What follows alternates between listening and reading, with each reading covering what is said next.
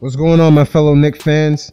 This is your guy Marcellus Ease, and looks like Dave Fizdale got the green light to do whatever he wants in regarding to the starting positions in the Knicks roster. So everything is, is up for grabs. And I quote straight from David Fizdale's mouth. He said, "No one is promised a starting position. I got freedom to do what I want to do from my bosses. So it's open. Don't matter if you make a lot of money or you make a little money. If you earn the spot, you play. That's it." So that's a good sign from Dave Fizdale. Like I said, in the past, the Knicks upper management always kind of had, pull on like who started based off if the person had like recognition throughout the league, or he was like a high ticket sale, a person that made people basically show up to the Garden, like, a big name star. Even though the star didn't fit in with the system, the Knicks upper brass always fucked around and messed up chemistry in regards to winning. All right, so let's go over the roster position by position.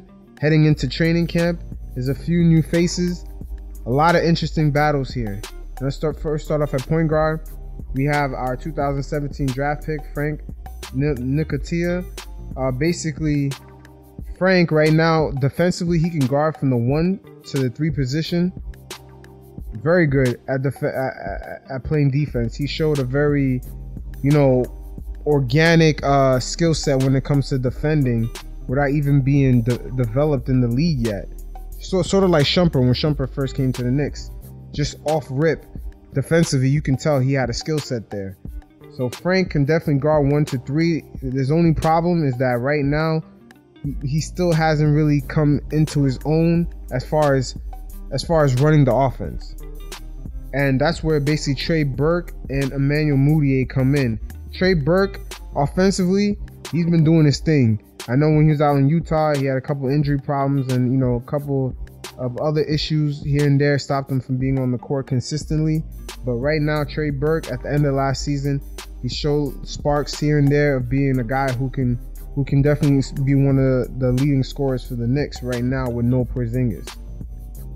The only thing with Trey Burke is that he is small in stature, and defensively, he may be a bit of a liability.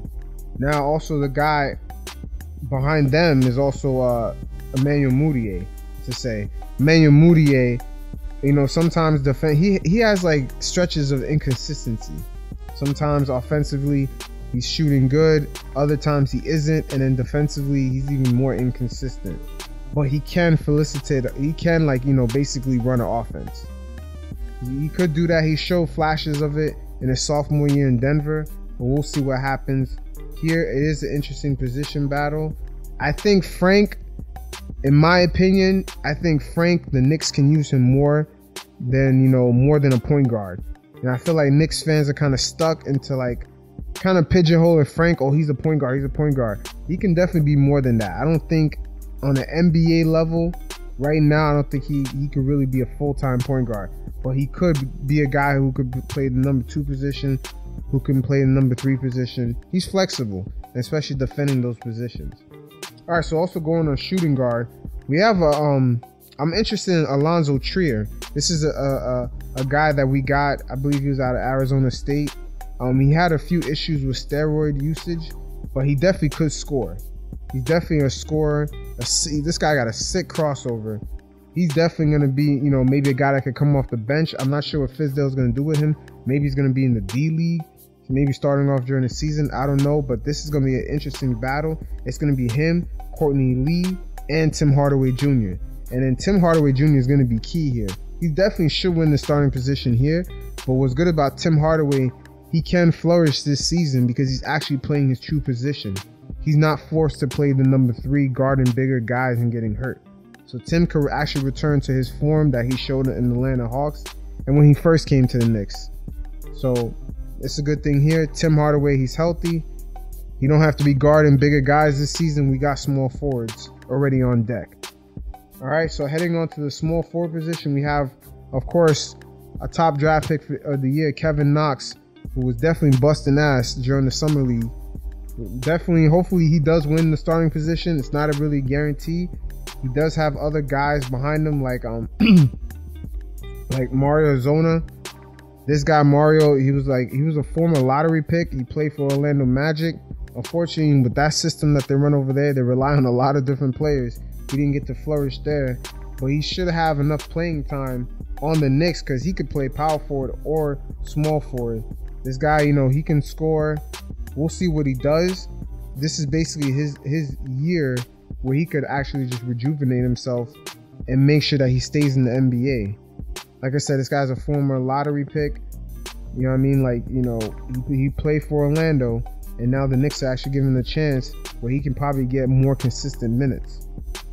All right, and then also at the power forward position, the same thing here. Mario could also play the power forward position. We have Lance Thomas and maybe a bit of Kevin Knox if, you know, we play small ball lineups against, you know, teams that are also small. So the forward position is going to be very interesting here. Also, the Knicks, I believe they got a guy out of Portland. Forgot this guy's name. Yeah, Noah Vonleh, man. This guy, he can definitely play the power forward position too.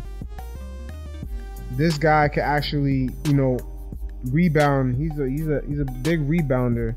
I mean, he played for the Bulls and for Portland.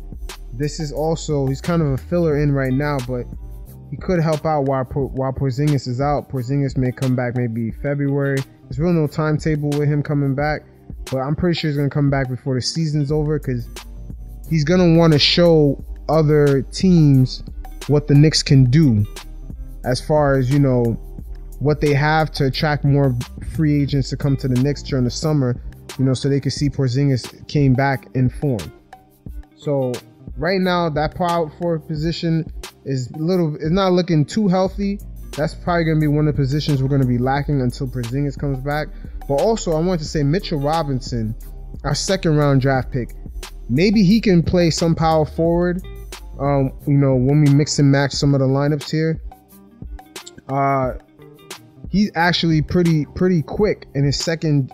Like when he gets a rebound, he's like a springboard, man. He's just like, you know, he just goes back up real quick. His second jump is very, very fast. So who knows, you know, maybe, you know, when they're mixing in lineups against smaller teams, maybe, you know, to, you know, fill in some minutes, maybe Mitchell Robinson can get some minutes at the power forward position. And then finally, we're going to top off with center. We have Anis Kanter, of course. Last season, this guy offensively, he can be a beast. Like, you know, he showed flashes of it last year. And, you know, he took on more of a leadership role last season, which was very interesting. But defensively, he did finish in the bottom tier defensively as far as, you know, centers in the NBA, which is always going to be an issue when your center doesn't really defend that well. That's his only problem. But, you know, I've seen him during the summer. You know, he's been working out all summer. You know, Kanter is in his final year. It's always good to have players in a contract year. So we'll see what he does. And also we have Luke Cornett. Luke Cornett actually got a good NBA deal for now. He has something to prove.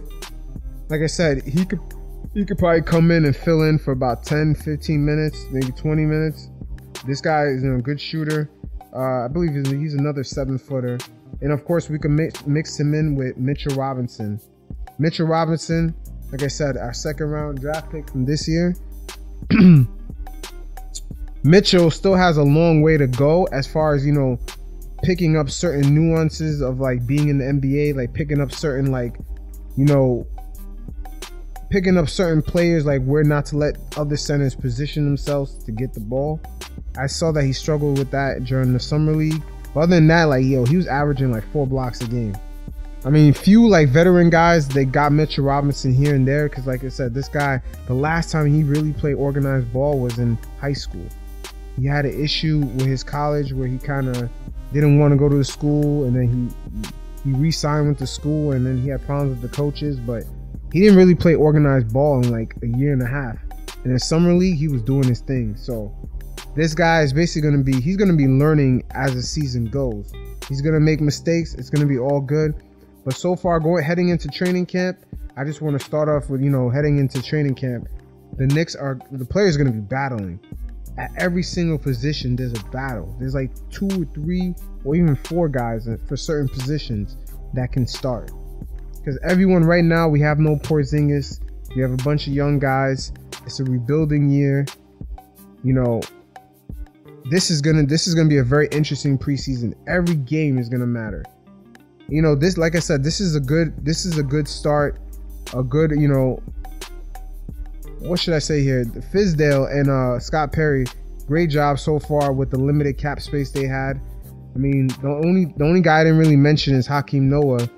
You know, unfortunately, they may let him go, which will probably make more sense. Is that right now I see that they're waiting to the last minute to actually waive. I mean, Joakim Noah. I don't want to keep saying Hakeem. Joakim Noah. They're waiting to the last minute to maybe waive him, because right now, if we once we waive Joakim Noah, the Knicks are going to be on the hook for $7 million for an extra year. We do save $10 million into heading into next summer, but we will be on the hook for $7 million against our cap space, I believe, until 2021. So that's the penalty for dropping someone. You do save money at first initially, but you do take a cap hit. I believe we're going to take a cap hit about $6.5 million for the next 2 years. So the Knicks are really, I see, trying to avoid that. We'll see what happens in the next upcoming weeks, because that issue is going to get resolved. He's either going to get waived or traded. It's one of the two. He didn't report to training camp, for those of you who don't know, but he's healthy. He's fine. I've seen him, you know, on his Instagram on the one train, you know, on 42nd Street, where I think a box of cereal. This guy is healthy, man. He's living his best life. Check out his Instagram. But this is your guy, Marcellus Ease. Yo, check out my playlist below. Straight New York City artists. You know what I mean? Young Ma, we got A Boogie. A bunch of our artists. Our radio is trash right now. So, you know, I included a link with some, you know, dope music out of the city. And, you know, you guys stay safe. And I'll talk to you next time. Peace.